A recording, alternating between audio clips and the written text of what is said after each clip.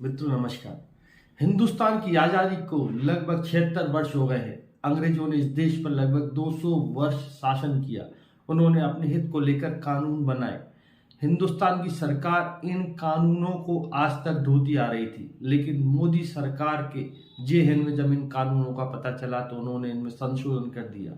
IPC में संशोधन किया गया है, सीआरपीसी में संशोधन हुआ है। इसके साथ ही मॉब लिंचिंग पर फांसी का प्रावधान किया गया है। देखते हैं पूरी रिपोर्ट। हिंदुस्तान की आज़ादी को 76 वर्ष हो गए हैं, लेकिन देश की सरकार वही अंग्रेजों के बनाए कानून पर चल रही थी। अंग्रेजों ने इस देश पर लगभग 200 वर्ष शासन किया।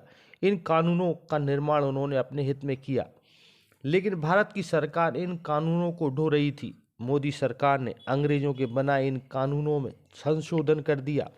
बुधवार 20 दिसंबर को गृह मंत्री अमित शाह ने लोकसभा में बोलते हुए कहा कि देश में राजद्रोह की जगह अब देशद्रोह कानून होगा। देश के खिलाफ कुछ भी बोलना गुनाह होगा।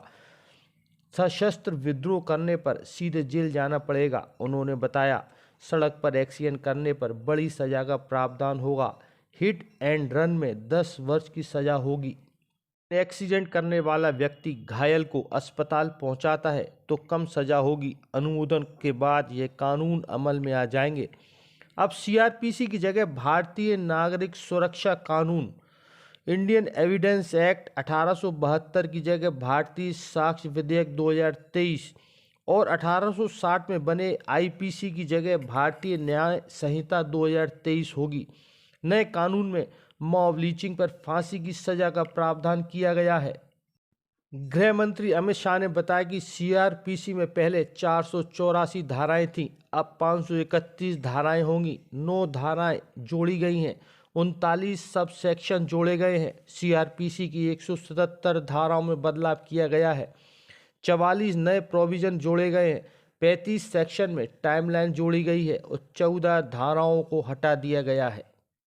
मान्यवर, ये तीनों कानून जैसे मैंने कहा 150 साल के बाद बदले जाए और पूरे तीनों कानूनों को मैंने स्वयं लाइन बाय लाइन नहीं, फुल स्टॉप कॉमा में पढ़ा है। 58 सीटिंग मेरे 158 सीटिंग मेरे खुद के हुए हैं सुझावों को आमेज करने के लिए और कानूनों को पढ़ने के लिए, और ये सब कर हम ये कानून लेकर आए थे। पुलिस और नागरिक के अधिकारों के बीच में बहुत अच्छे से इसमें संतुलन साधा गया है। सजा का दर बढ़ाने के लिए हमने ढेर सारे प्रावधान इसके अंदर करे हैं, जिससे सजा करने का प्रतिशत बढ़ेगा।